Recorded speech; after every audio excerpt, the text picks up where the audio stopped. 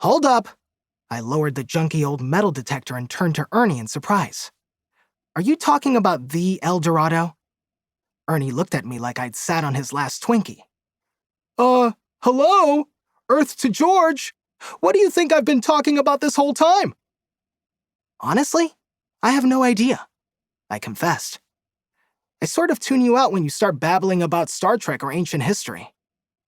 The three of us, that's me, Ernie, and Liza, were prowling around the outskirts of Ernie's parents' sprawling 15-acre ranch, on the hunt for hidden treasure. But so far, we'd done an awful lot of hunting and very little finding. A few yards away, Liza, who was passing a cracked, not-so-magical metal-detecting wand over a clump of deer grass, grinned at me like, "You're too much, George." "I'm not kidding," I said, wiping sweat off my face. "History makes me sleepy. I mean, you've seen what happens in Mrs. Green's class when she starts talking about the Industrial Revolution. It knocks me right out." "Well, he's not lying," she told Ernie. "I've had to poke him awake 5 classes in a row now." "That was you?" I shouted. "Liza, how could you do that? I'm a growing boy. You could throw my entire sleep cycle out of whack." Sighing, Liza showed me the bottoms of her eyeballs, then turned her attention back to the patch of scraggly grass. "If you want to count sheep in class," she said with a hint of annoyance, "then I suggest you join the kindergartners after lunch."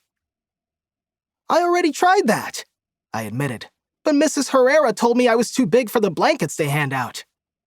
"I sincerely hope you're joking, George." I wasn't, but she didn't need to know that. Behind us, the fiery face of a blazing New Mexican sun was glaring down from above the pointy peaks of pine trees. Squinting against the glare, I turned back to Ernie, who was busy hunting for a mythical city of gold underneath a tiny clump of red and white mushroom caps. "Anyway, let me get this straight," I said. "You were actually expecting to find El Dorado 5 minutes from your house." Not that it would have surprised me much with my boy Ernie. Over the last couple of weeks, the kid had become totally obsessed with that silly legend. I mean, it was getting almost as bad as his Star Trek obsession. And that was saying something.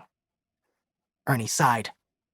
"If you paid attention to anything I've been saying, George, then you would know that all the most reliable source material places El Dorado somewhere in southwest New Mexico. So why not in my backyard?" "Why not mine?" I countered. He shrugged, like he couldn't think of a good reason. "Why not? You want to check yours next?" "No, Ernie, I don't. Because we're not going to find El Dorado in anybody's backyard.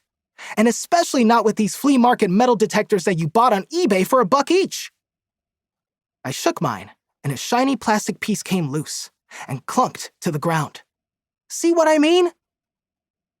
"You know, I always just assumed El Dorado was somewhere in South America," said Liza, brushing sweat from her eyes. Indiana Ernie shook his head. "Nah, that's just one of the many false stories.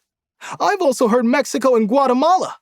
And I even saw a documentary last week that claimed it was on some tiny island in the Caribbean. St. George's Key, I think."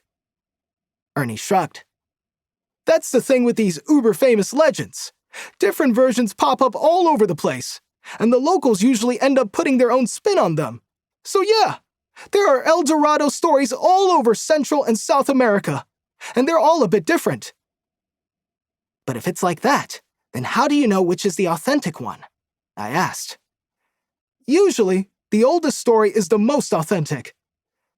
"Which, in the case of El Dorado," said Liza, "would be the story of the Spanish explorer Francisco Vázquez de Coronado, who led an unsuccessful expedition through New Mexico, searching for the 7 cities of gold." Surprised, I turned to Liza. "Hey, how did you know that? Honestly, I would never have guessed there was any room left for fairy tales in that scientific fact-filled brain of hers." "Because I was listening 3 minutes ago when Ernie was talking about it, George." "Oh,